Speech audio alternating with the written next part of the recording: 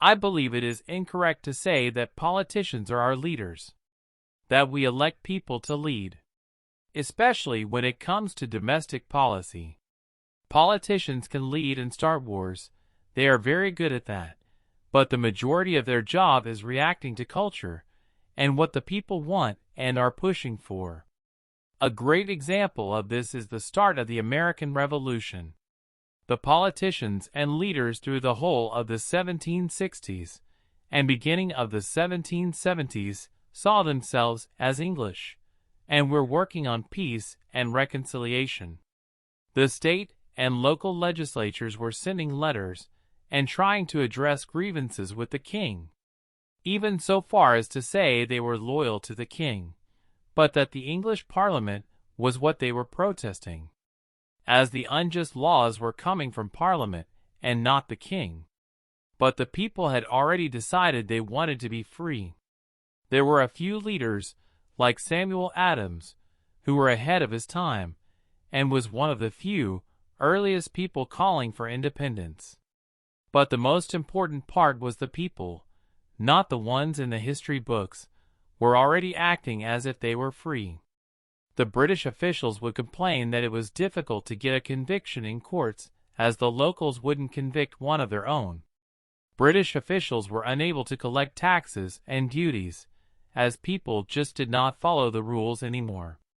Groups started to pop up that were outside of the official government channels, the Sons of Liberty, and the Committee of Correspondence, to name the most famous.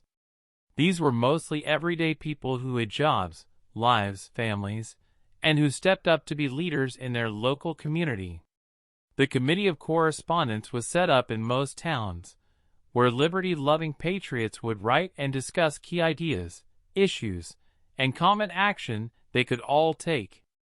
They weren't in large asking for permission from authority.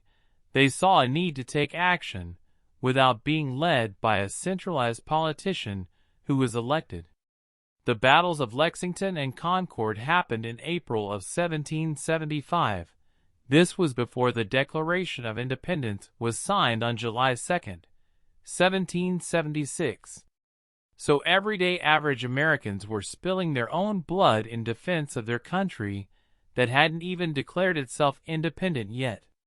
It was these actions that forced politicians to recognize that they needed to get the pulse of the people and finally decide to take a stand. The British by 1776 basically were able to control big cities, but had a hard time controlling anything else.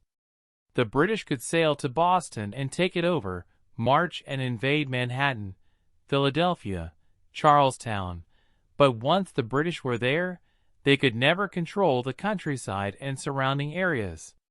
Everywhere they went they would be harassed and shot at. Many of the Founding Fathers, as great as they were, played catch-up on the idea of independence. They were able to eloquently put the sentiments of the people into those beautiful and inspiring words we know today, but they were for the most part nudged into declaring independence by a population that would accept nothing else. Remember that in the days to come, as we the average person has more power than we realize, that if we organize, live moral and just lives, and refuse to just lay down and accept whatever the government dictates, we can make the politicians change and play catch up to us again.